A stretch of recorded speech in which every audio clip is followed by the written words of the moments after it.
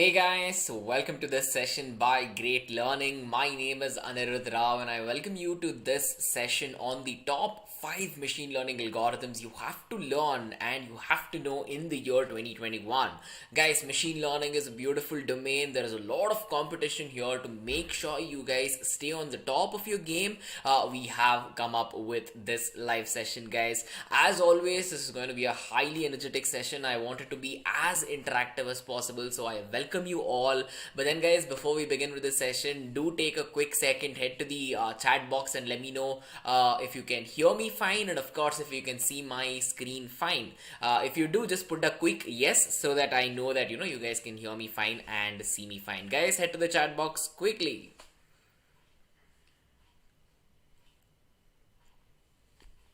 I'll be using my mobile phone to make sure that I see all of your questions. So I am monitoring all of the all of the live chat section as well. So make sure you are putting down your comments, your requests, and whatever it is that you want to get answered, and we're gonna take a look at that. Alright, perfect. I do have a yes. So, guys, welcome to the session. It's a beautiful afternoon here in Bengaluru. Welcome you all from wherever you are tuning in across the world today. But then, before we actually get into the session, I want to take a quick second of your time to guide you about this platform we have here called Great Learning Academy. Now, Great Learning Academy is a place where you can learn for free, enroll into multiple courses. We have 200 plus courses that you can enroll to for free, learn for free, and get a certificate of completion absolutely free of cost as well, guys. Now, we have more than 700,000 learners who come in from more than 140 countries. We have 1,000 plus hours of free content. 3 million plus monthly views we do get on our Great Learning Academy as well. So there's a lot of things you can learn for free, and of course having a certificate of completion as well, which is again free, is going to add a ton of value to your resume, guys. Now if I keep scrolling down, you can take a look at all the upcoming live session as well. This is me. You have tuned into my session right now. If you keep looking on the right side, you will definitely look at all the further sessions that are planned for you guys as well. You can take a look at all the sessions, of course. If you keep scrolling down, you can take a look at all the domains that we have, guys. Now, no matter where you are in your career, right? You're in your school, you're in your college, you're about to graduate, you've just graduated, you're switching your job, you're an experienced professional. Here's a promise from my side. No matter where you are in your career, you definitely can make use of something we have here at Great Learning Academy. So make sure you check out Great Learning Academy. We have a ton of courses we put out here. All of these courses are taught by subject matter experts, guys. We have multiple levels of courses. We have beginner courses, intermediate courses, and we have advanced courses as well. Now, since you've tuned into a machine learning video, let me quickly get into machine learning here. Now, as you can see, there are multiple beginner courses and the intermediate courses regarding machine learning as well. For example, basics of machine learning. If I click on that, you can see that you get 2 hours worth of content. You have a quiz as well. You can check out the feedback for all the course details, what you're going to learn in the course, all the skills covered, prerequisite, and of course, a certificate of completion that looks like this as well. So, ladies and gentlemen, there's a lot to learn, and make sure you're checking out Great Learning Academy. You can reach Great Learning Academy by multiple ways. First, a simple Google search with Great Learning Academy will get you here, greatlearning.in/academy. You can use the URL to get to our page as well. And of course, we have an application too. We have the Great Learning app that is available both on the Apple App Store and of course on the Google Play Store as well. So whatever is convenient to you, however you want to learn at your own pace, guys, make sure you are heading to Great Learning Academy to check it out. Right now, again, as I told you, even we have complete sections on job interview preparation as well. So if you're a person who's looking for a job in not just machine learning but any domain out there related to information technology, make sure that you check out Great Learning Academy. Right, guys, coming back to our presentation for today. Again, I hope all of you guys are having a nice day today. It's gonna be a really good session on machine learning. So without further ado, before we begin, guys, I want you to do one thing. Make sure to subscribe to the Great Learning YouTube channel and hit that bell icon. Now, hitting that bell is very important. I'll tell you why. Because every time we put out a video, right? For example, critical videos like this, for the year 2021, or almost anything that we put out there, we put it out to make sure you guys can get to learn all of it as soon as you can, in a clear and a concise way, right? So hitting that notification bell will make sure that you get a notification as soon as we put out the video, so you can begin learning right away. So make sure to subscribe to the Great Learning YouTube channel, guys. And only take a second, just scroll down a little, hit that subscribe button, hit that bell, so that you're always notified, right? Okay guys, let's get started with this particular session. Here are the takeaways that you can expect from this session. We're going to take a quick introduction to first of all understand the types of machine learning algorithms that are out there. We'll take an introduction, we'll understand why they work the way they do. Once we understand the working, we are going to take a look at the top 5 machine learning algorithms for the year 2021. We're going to be taking a complete look at it theoretically as well. We're going to quickly brush through the theory of it, and we can take a look at it practically. I'm going to be using real life data sets, and we're going to be checking out Python code. So guys, a small prerequisite for this session is that you are going to require knowledge of Python syntax. If you do understand Python and common libraries such as NumPy, Pandas, and scikit-learn, you will definitely get a clear understanding of all of these algorithms right away. If you do not have these prerequisites, do not worry. I'm going to try to break it down in as simple terms as possible, so all of you can understand and take away a good chunk of information from the session. Right guys, so after the takeaway, here is us beginning the session. Now, when we talk about machine learning, right, there's one important thing you really have to know is machine learning is of course a part of data science, but did you know that it is a gateway to take us to artificial intelligence? Now, artificial intelligence is one of the primary, if not the biggest goal of data science out there, at least in my opinion. To get to that, this is a destination you definitely have to cross, without which you cannot achieve artificial intelligence, right? So with machine learning, what we're trying to do is we're trying to program machines in a way where the machine learns on its own. It understands the data that it sees. It has the capability to discern, and at the end of the day, without human intervention, without me writing code or without me telling my computer, it can figure things out on its own. That is the entire goal with machine learning, right? Now, you might have a question saying, okay, so why do we have to do it? Why do we have to go through writing code to make computer understand data? First of all, your computer is not as intelligent as you think it is. The only thing your machine will understand is zeros and ones. Now, you might say, okay, no, Anirudh, my computer is very intelligent. It's the latest model that I have. It's very powerful. It can do good amount of computation. All of that noted. It's amazing. When you break anything digital in this entire world into its most simplest form, you only get two things, 0 and 1. That is the only thing your machine will understand. Of course, we cannot sit and write zeros and ones to talk, hence we require a programming language. Again, we're going to get into all of these, but it is vital that you know at this point in time that we're going to take a machine which understands zeros and ones, and we're going to make it think like a human being. That is the goal of machine learning, to make our task simple by getting our machines to do it, right? That's a really fun thing to do.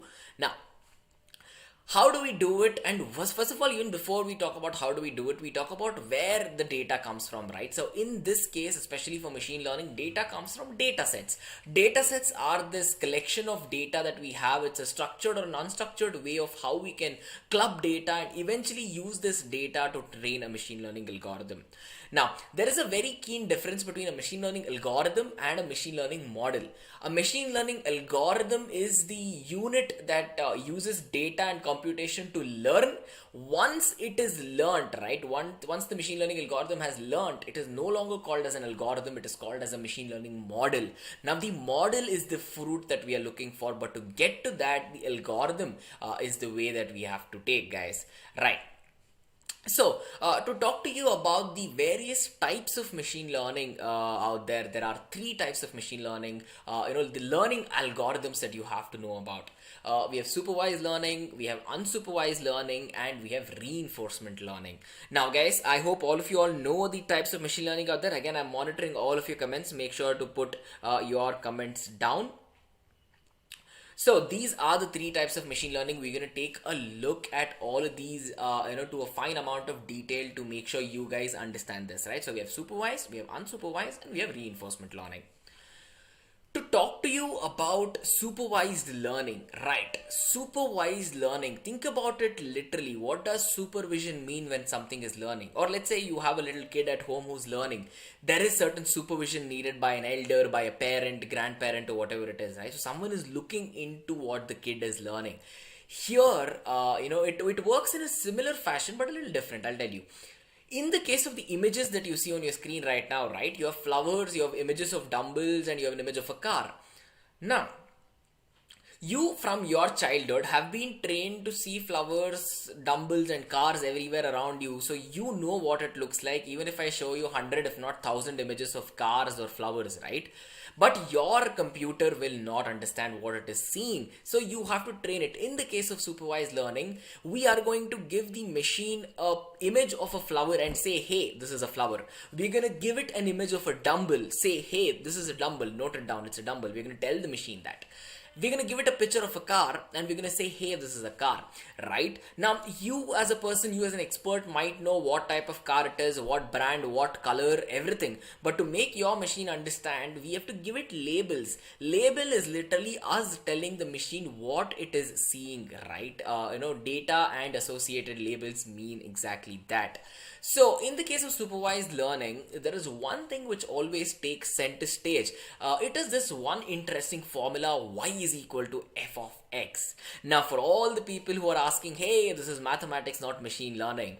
Mathematics is a foundational concept that is required in machine learning, guys. For you to understand how the algorithms themselves work, it's a very complex process, and it is possible to learn it without mathematics as well. But then when you're going into the intermediate and advanced aspects of machine learning, if you do not have the basics down, your foundation will crumble and you cannot learn further unless you revisit back and learn mathematics. So make sure you're learning mathematics, right? Okay. Now, to talk about supervised learning, to talk about that formula that you see on your screen, y is equal to f of x, what we do in supervised learning is, we have some input, we have some output, correct? We are going to map a function that is going to take us from the input to the output. So in the case of supervised learning, the output itself is mapped as a function of the input. So whenever you have an input data, you run some function on it, the data gets transformed into something. That becomes the output, and the process of transforming itself is like performing a function on the input data. That is why x is the input data. Once we perform a function on it, the data is now transformed, it becomes y. Y is our output variable, guys. That is literally as simple as it gets with respect to supervised learning. But an important thing you have to know about supervised learning is, first of all, see, machine learning is divided into three types. You have supervised learning, unsupervised learning, and reinforcement learning. In supervised learning, we have two different branches, again, which talks about regression and the process of classification. Now, let me tell you what regression and classification mean. Regression is when it's a process where we are trying to assess maybe future values from the past data that we have at hand. Now, if you're a company who are selling chocolates, think about the situation where you'll have to buy stock from the chocolate manufacturer, right? So how will you know how much chocolates will get sold in the next couple of days? So you're predicting that, hey, I might sell 100 chocolates, so let me buy 105 or 110, right? That is doing that, you require regression. Now, classification is like literally classification, as the English term states, guys. If I give you 3 apples and 4 oranges, and if I mix it and give it to you and I say, can you classify it based on fruit? What will you do? You will separate all the oranges, you will separate all the apples, right? So you're finding out common things and you're making groups out of it, tiny little groups and categories. That is classification, and that is a form of working in supervised learning again, right? Now, if you're talking about unsupervised learning, unsupervised learning itself sounds very different from supervised learning, right? Because here the learning methodology is very, very, very different. The goal of supervised learning was to take us from the input to output, where we are teaching it at the start and the machine learns on its own later. In unsupervised learning, the machine does not see the label at all. It only gets the inputs and it has to figure out its own way of how to get to the output, guys. That is the major difference between supervised learning and unsupervised learning. So, if you see on your screen right now, there's images of the same flowers, same dumbbell, same car. Now, you know it is a car and a dumbbell and flowers, but your computer does not know. So, if I just send these images to a machine learning algorithm, it has absolutely no idea what it is seeing, because I am not specifying it. I am not giving a label. So the absence of a label is the primary difference that exists between supervised learning and unsupervised learning, guys. Right. Now, again, just like how supervised learning was broken down into regression and classification, we have unsupervised learning, which breaks down into clustering and association. Clustering is actually similar to classification, but here what we are trying to do is we are creating multiple different groups with similar items. Apples, oranges, bananas. If I club it and give it to you and say, hey, can you separate out all the yellow stuff? Can you separate out all the green stuff and the red stuff? You will know apples can be red, apples can be green, bananas can also be green. So you're clustering it. You have a common cluster and you're separating it out based on color. You can do it based on fruit, based on size, based on if the fruit is raw or if your fruit is ripe and ready to eat, and all of that, right? So that's clustering. Association is a very nice thing which sees a lot of practical application. Guys, what is your favorite TV show or movie that you recently watched on Amazon Prime or maybe Netflix or something, right? So head to the comment section, tell me your favorite TV show, because association is used there, machine learning is used there. I'll tell you why. Now, it so happens that whenever you are binge watching a TV show or something, and as soon as the show ends, Amazon Prime or Netflix will say, hey, now that you have watched this TV show, why don't you try another one out? And it's going to be a similar TV show. If you watched a comedy, it's going to suggest a comedy. If you watched a horror movie, it's going to suggest another horror movie, right? So that's how you get used to the platform, you get comfortable to the platform, and you binge watch eventually. Now, to make sure you binge watch, their goal is to make sure you watch maximum, right? So they use association in a way where they suggest things to you. If you're watching A, you might watch B, so here it is. If you're watching A, if you like C, you might watch this as well. So it will say subtly, it's going to say, hey, watch C as well. That is association, guys. This is the simple working of association as well. Right, Yes says just completed Breaking Bad, Supernatural. Alright guys, all of these are amazing TV shows. I've watched both Breaking Bad and Supernatural as well. Okay, nice. Now, talking about the next way of learning is reinforcement learning. Reinforcement learning is a very fun way of learning, and I'll give you an analogy in real life to understand this again. How many of you have pet dogs at home? Do you have tiny little puppies, or if you have adult dogs, grown dogs?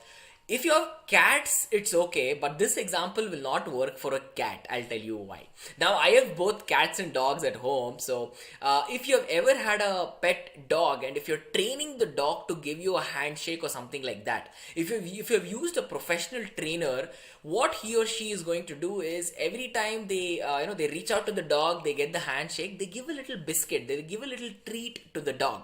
This way the dog knows that there is a reward waiting if it does a task. The task is to give you a handshake. If it gives a handshake, it's going to get a tiny little biscuit. Now, what is the goal here? The goal here for you is to get the handshake. The goal here for the dog is to eat the nice biscuit, right? In machine learning, this is what happens, guys. Here we are using feedback to train the machine again. So every time an algorithm does something correct, it does something right, it gets closer to the output, we give it a reward.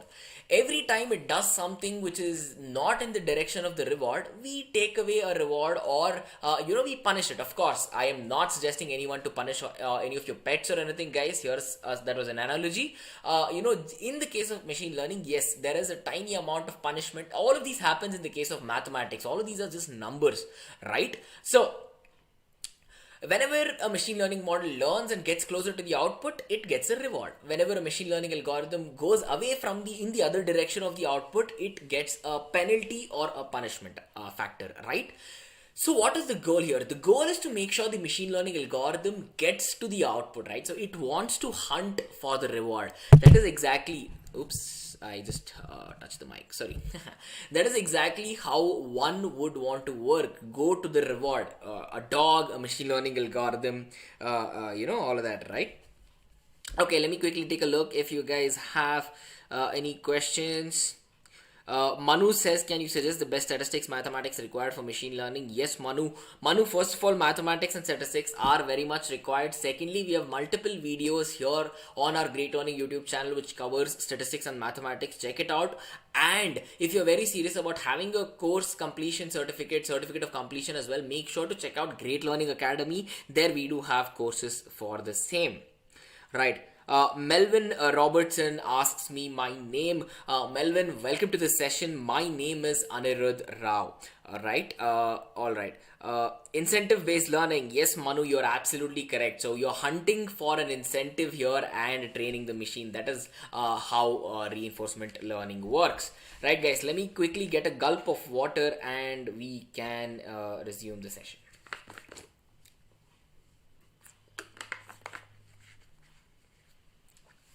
Perfect. Any moment, guys, if you have any questions, put it down. I'll be happy to answer.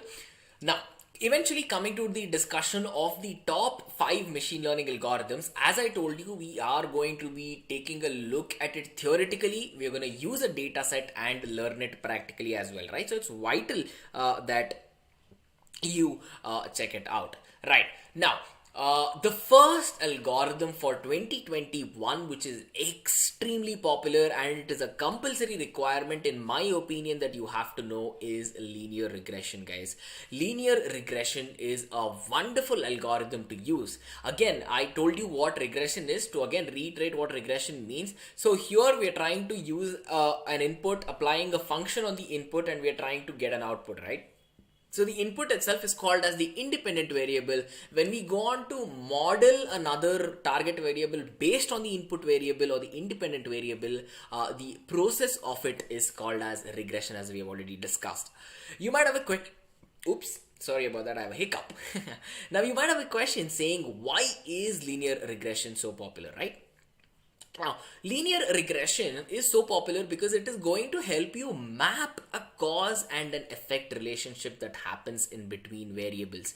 Now, when a cause and effect relationship is in talk about weather around you, right? Look up at the sky right now. Where have you guys tuned in from? Which part of the world have you guys tuned in from, right? Because now, what is the cause of rain? Right? Clouds. So if there are black clouds in the sky right now, there's a good chance it might rain, you might have a hailstorm, it might snow, and all of this, right? So to make to build a relationship saying, hey, if we have clouds, we might get rain or we will get rain. That's a cause and an effect relationship. So to map this in real life itself, we are going to use linear regression, guys.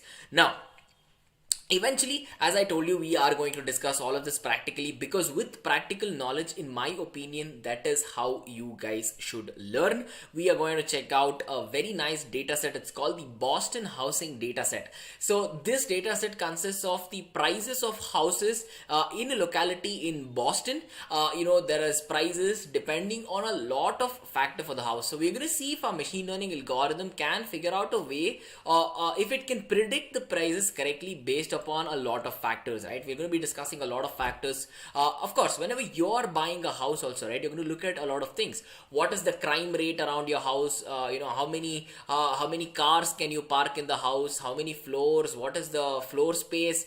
Is there water? Is there electricity? You look at a ton of things before purchasing a house, right? Now, a machine learning algorithm will not know all of that, so we have to teach it and then ask an output from it, right? So that's exactly what we are going to check out, guys. Now, for you guys to see the output of it, we are going to take a look at Google Colab, guys. Google Colab is a Jupyter notebook. It's a Python Jupyter notebook that is hosted on the Google Cloud platform. It is very simple. All you have to do is go to collab.research.google.com. This is a free tool where where you do not have to install anything on your local machine. You're on your phone, you're on your iPad, you're on your mobile, wherever you are logging into your Google account from. If you have access to the web browser, you can use this. You can run your Python code directly without having to do anything, guys. Right. Now,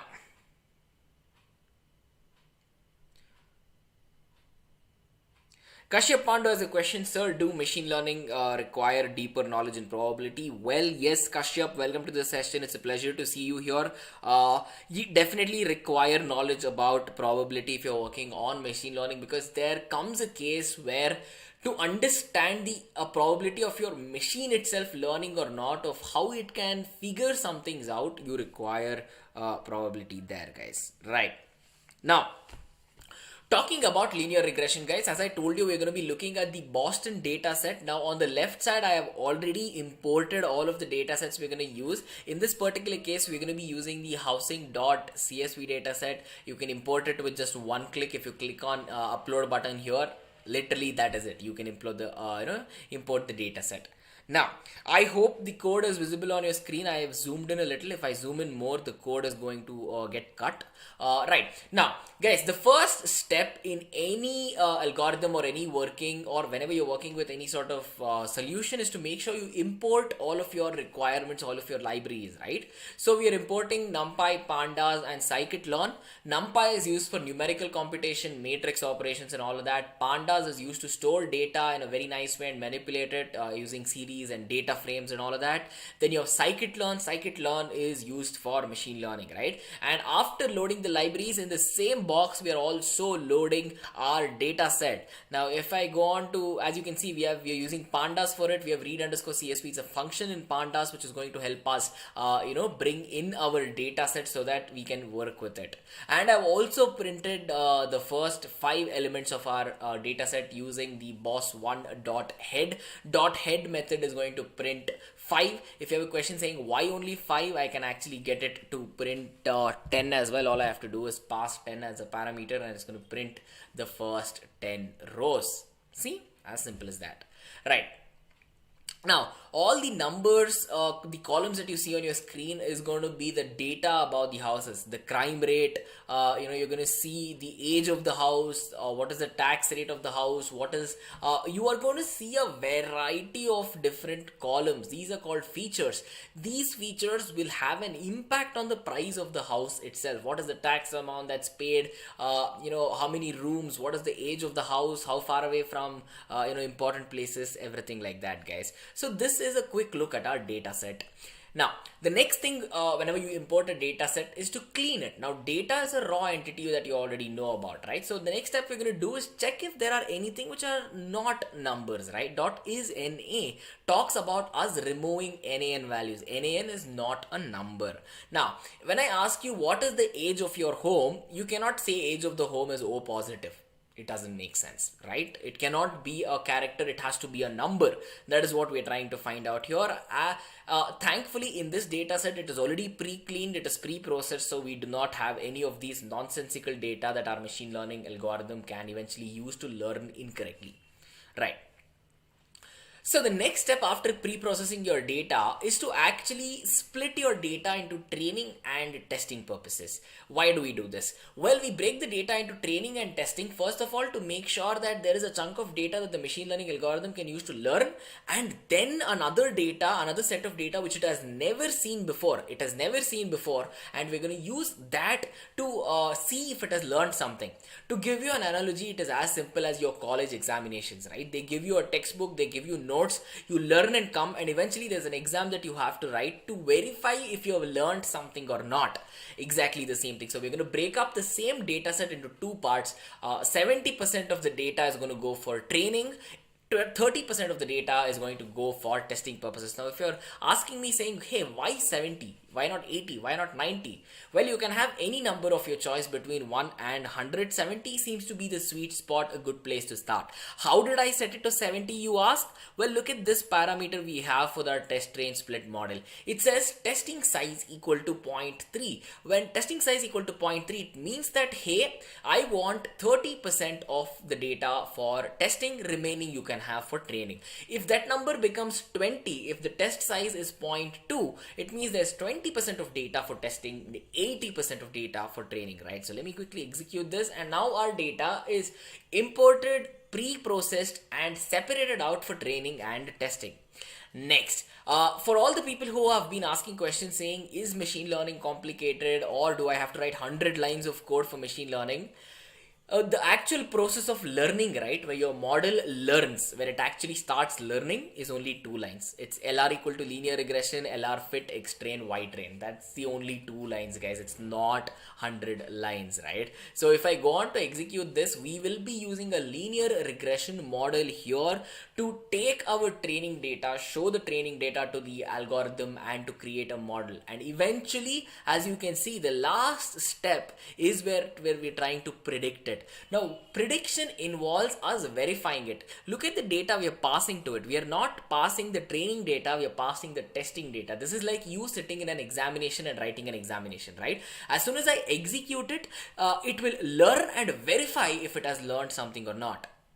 Now, how do I find out what a machine learning algorithm has learned or not? So we have to evaluate it. We have to find out what is the error rate of how much it has learned or what is learned. Now, there's a concept called as mean squared error here. Of course, to get into the depths of errors and analysis in linear regression is not the goal of the session. We have multiple videos based upon that. Make sure to check it out after this session.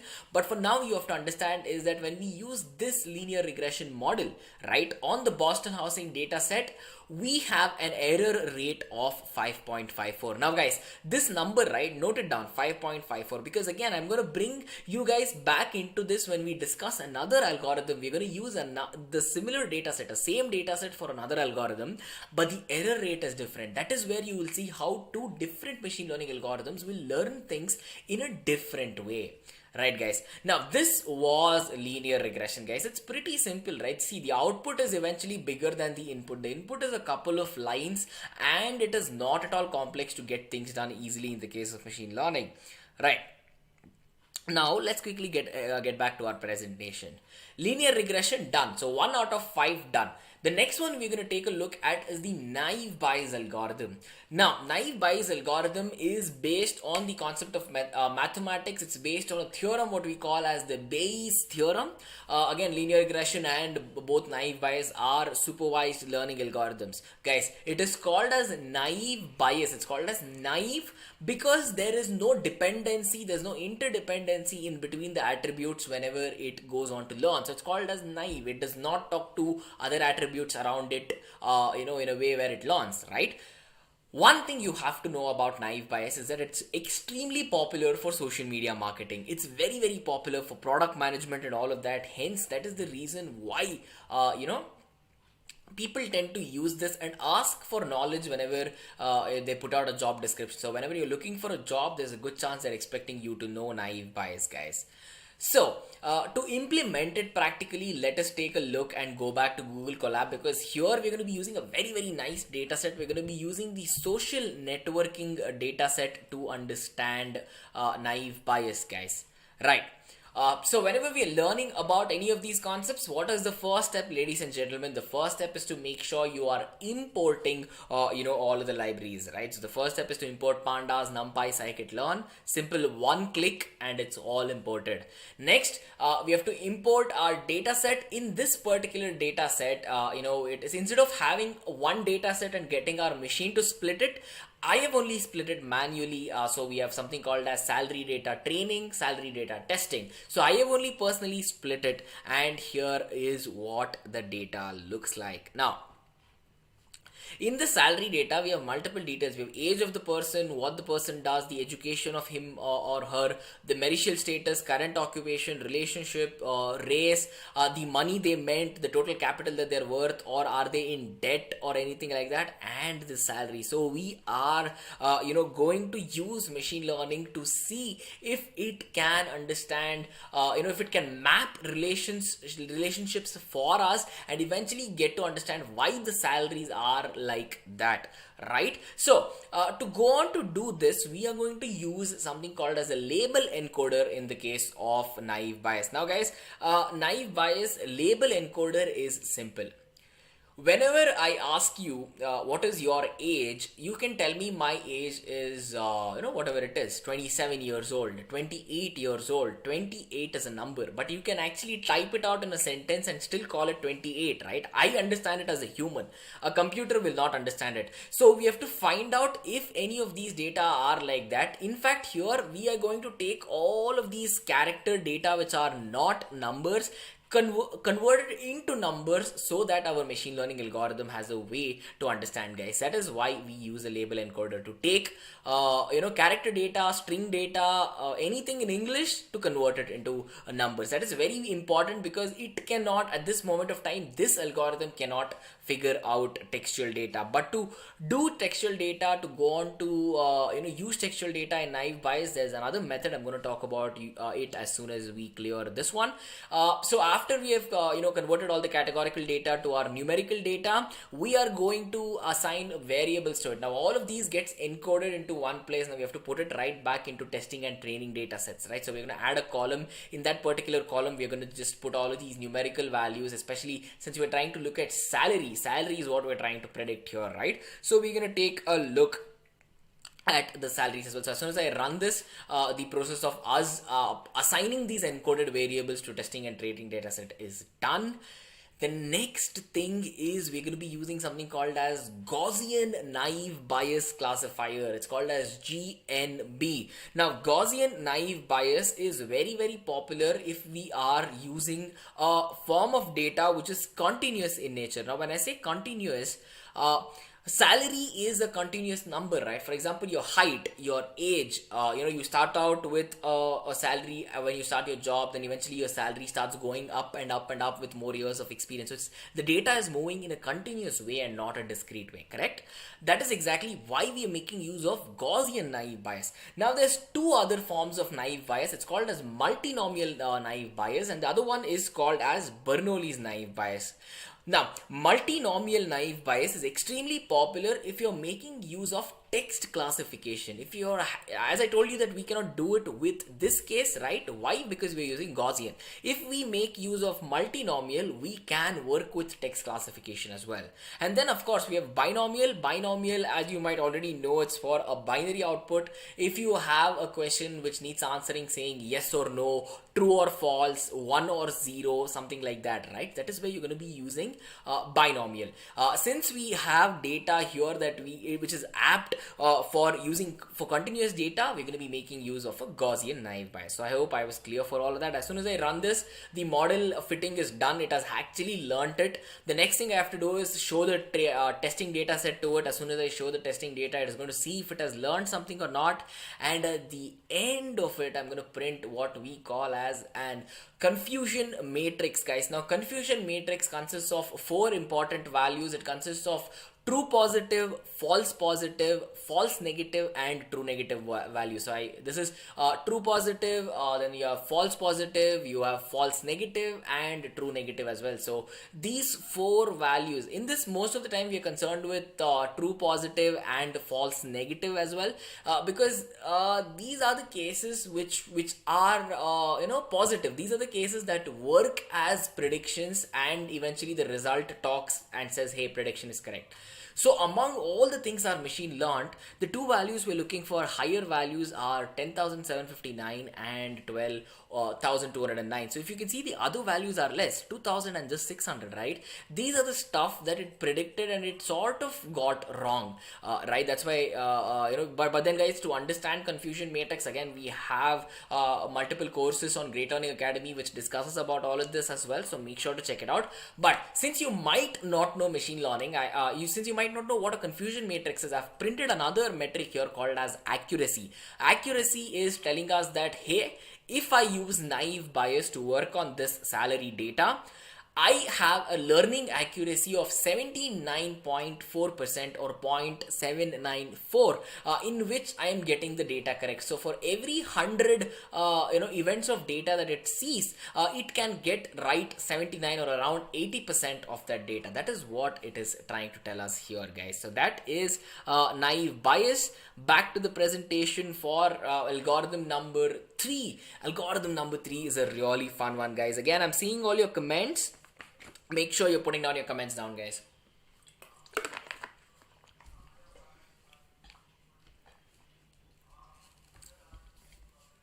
All right. Kashyap says, Anirudh sir, please share the IPNB. Yeah, of course, Kashyap, the practical aspect of it is going to be shared with all of you guys as well. So, you can use, the data set that we are showing. You can use the practical learning, so you can try it out on your own, because when you try it on your own, that is when you are going to learn, guys. So that is a very, very important thing, that you work towards that as well. All right, now coming back to the third type of algorithm. Hang on, let me just open up the comment section. It got minimized. Okay, perfect. Coming to KNN algorithm, KNN actually is an abbreviation for K nearest neighbor algorithm. Now, K there is actually a number between 1 and infinity. It's a positive number. I'm going to tell you why. Now, when you have to find the way from your house to your friend's house, you can not only take one route, right? You can take 3 routes, 4 routes, 5 routes. You can go in multiple ways to get to your friend's house, to get to an ice cream shop, to get to a pizza stop, your favorite pizza place and whatnot, right? See, speaking about pizza makes me hungry, right? So to do that, in the case of a machine learning model, we have KNN. KNN talks about how a data point can find things which are closest around it. Right? That is KNN. So if you're looking at the last line, it says this belongs to a category of lazy learners. What are lazy learners? Lazy learners are basically algorithms which do not take a lot of computation power, which can learn without having any sort of tiebacks to previous methods as well. Right. Again, practically, instead of all the theory and all the complex concepts, let's break it down into simple examples. So here, let us say I'll just show you a demo of how KNN works. Let's say we are trying to predict if a kid is a male or a female by making use of our KNN algorithm. We're going to be using 2 factors to say if a person is a male or a female: the height of the person and the weight of the person, right? Usually guys are taller. Usually guys are a little well built. I mean, that's not the case all the time, but let us assume that that's the fact. So if you're taking a look at the data that we have at hand, you can see the weight of the guys are usually very much higher when you compare to the weight of the females. The height, again guys, this is just a simple example to no references to real life. This is a simple example just to show you that we're trying to predict based on the height and weight if a person is a male or a female, right? Now, let us mark all of these things on a graph. Now, as you can look in the screen, we on the y-axis we have the height, on the x-axis we have the weight. So on the x-axis and y-axis, for every person, now we had how many people there? We had 7 people there, right? So I have marked 7 people. The ones in pink are the girls, the ones in green are the guys. So we have 4 guys and 3 girls there.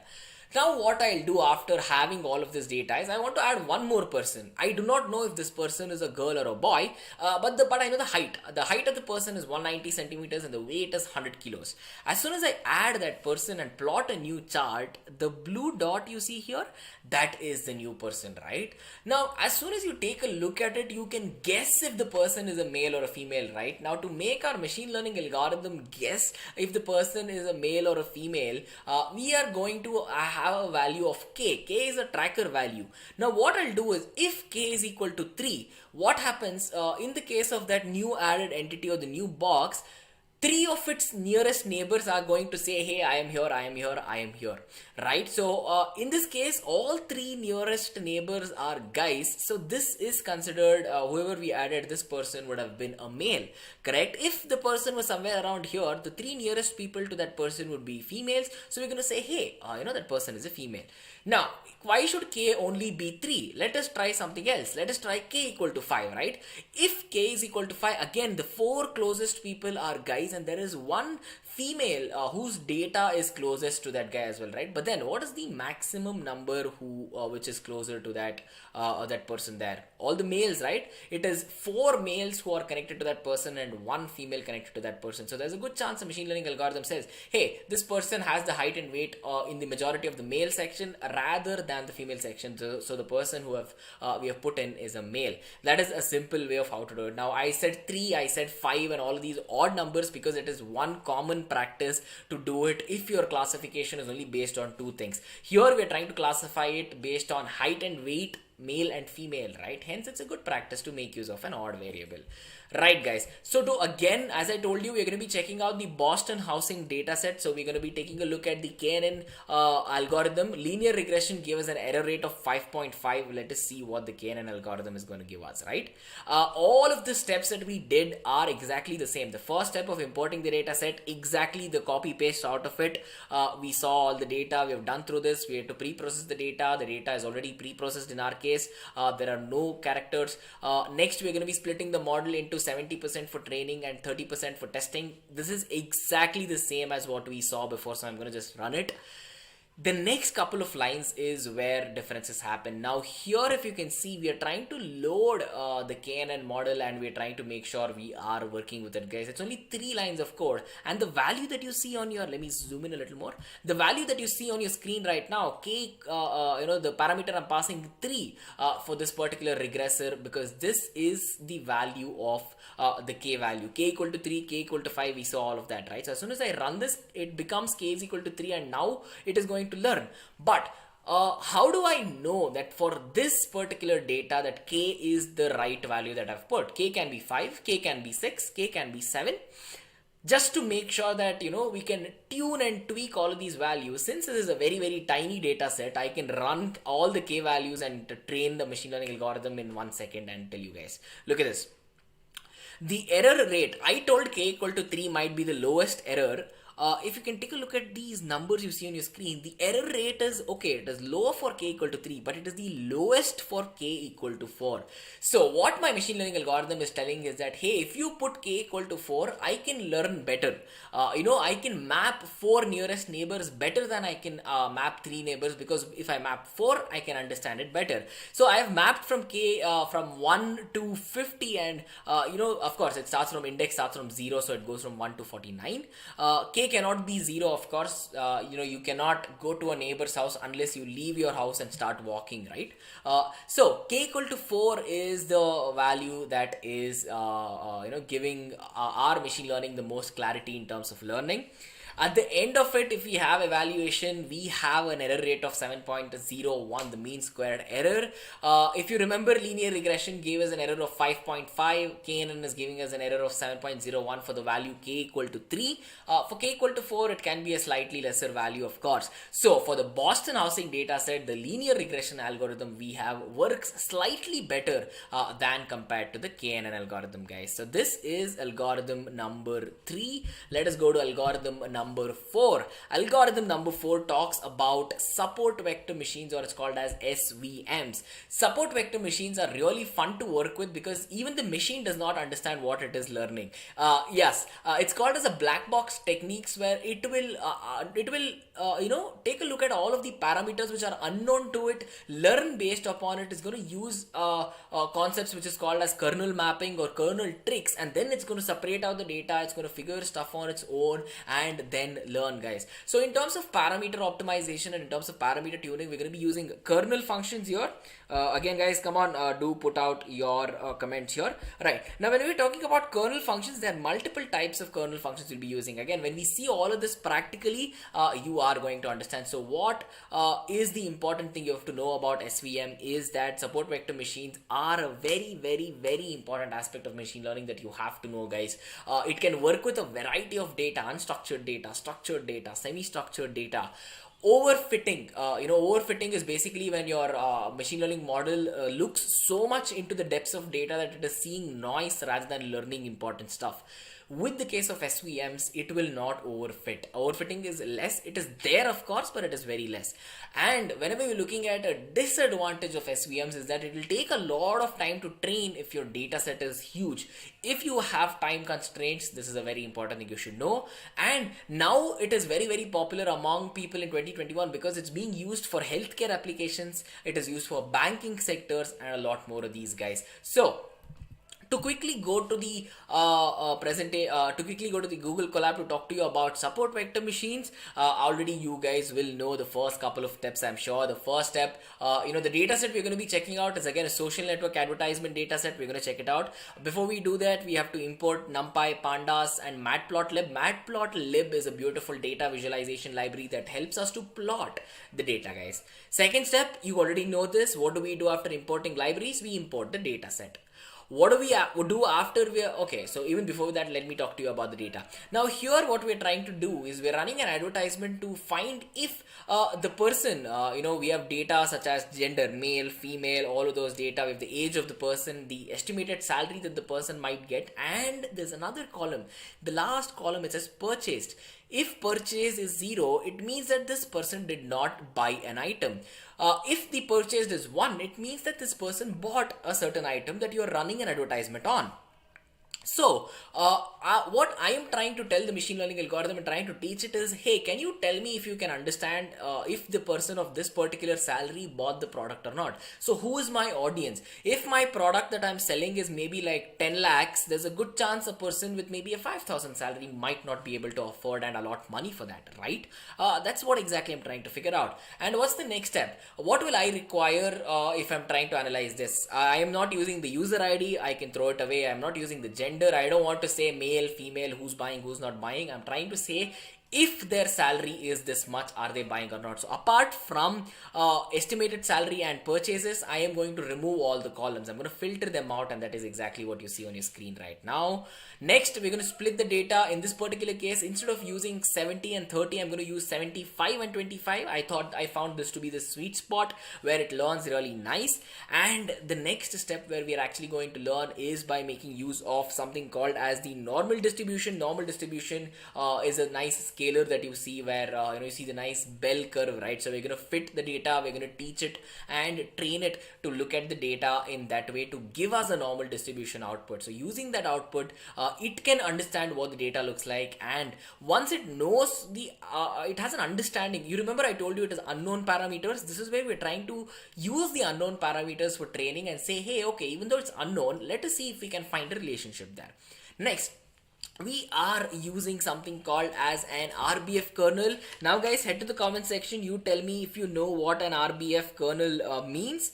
Now there's multiple kernels that are present in the case of in the case of this particular algorithm with SVM. There's polynomial kernel, there's RBF. RBF stands for radial basis function kernel. Now these kernels learn in their own way. Now if you're taking a look at the polynomial kernel basically transforms the data, takes a matrix, it expands it into a bigger dimension, and then it sees if we can understand something in that. Now a radial basis function is a little different. Here you have a hyperparameter called as gamma that you can tune and tweak around with. Once you're working with gamma, this variable will scale itself up in a way it understands the data. That's the basic difference between the polynomial kernel and the radial basis function kernel, guys.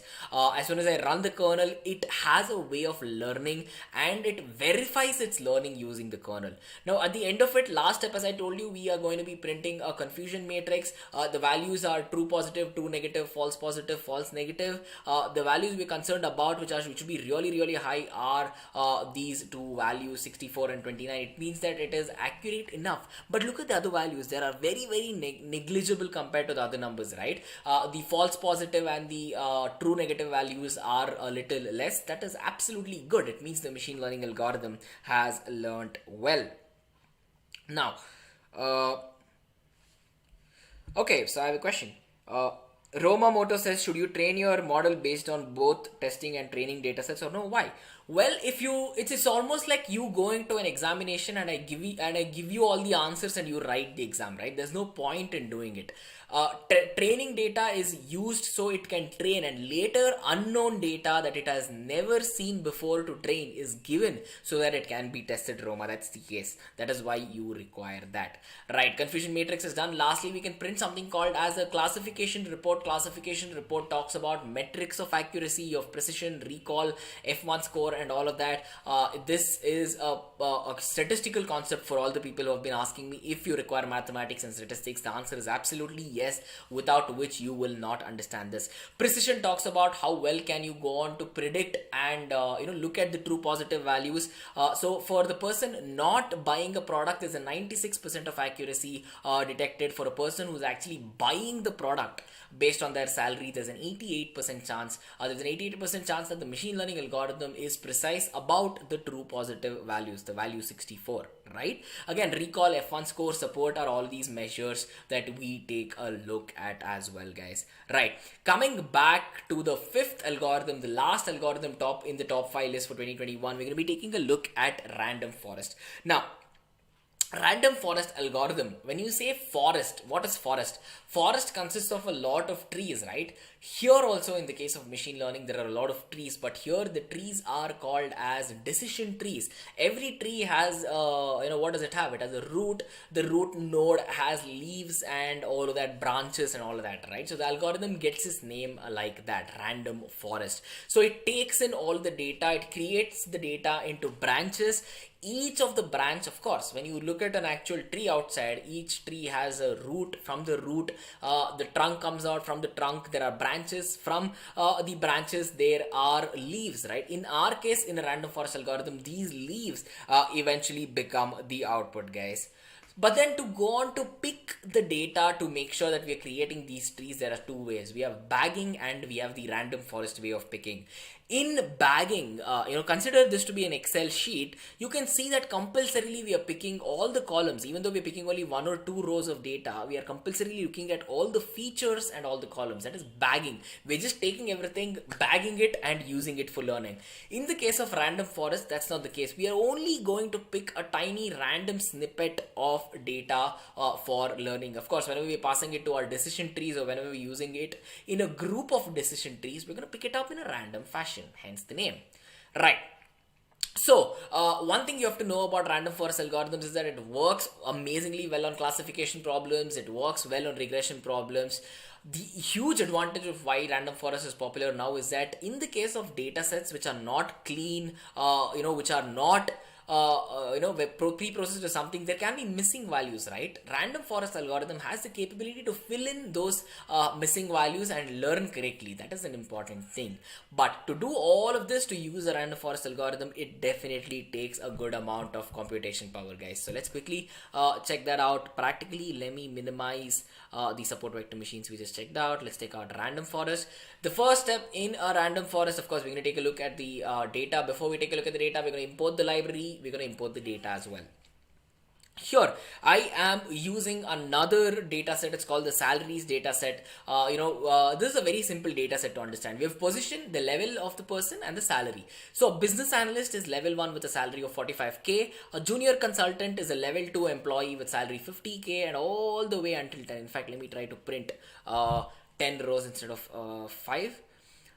Now you can look at this, right? So all the way, a business analyst is a level 1 person with a salary of 45,000 rupees. A CEO is a level 10 with a salary of somewhere around 10 lakhs, right? So we are going on the up and up level and salary. So what we're trying to do here is we're gonna ask our random forest to see if it can predict the average salary and level for us as well. So for this, I'll only require level and salary. I won't require the position of it, so I can drop the positions completely. That is what I did with this command. Next, since I told you random forest is a group of trees, how many trees? Now Amazon is the Amazon rainforest is the biggest forest, right? South America, a lot of places have a lot of forests. Some are big, some are small. In the case of machine learning, we can tell the number of trees that we want. In this case, my random forest algorithm is going to learn by creating 10 trees. So that is why I have passed n estimators equal to 10 here, and literally one click and the model has actually learned. Now to perform predictions,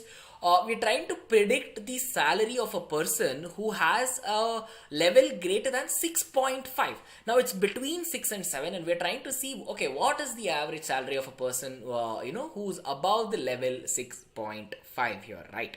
Now instead of showing it to you in a theoretical way, let me show you a graph, a beautiful looking graph. Now, what is the average position that we are taking a look at? The position we are taking a look at is 6.5, right? So maybe it is somewhere here. This point you see on your screen right now, this, if I map it to the left on the salary, it will give me the random forest regressor's output for what the average salary is of a person whose level is 6.5.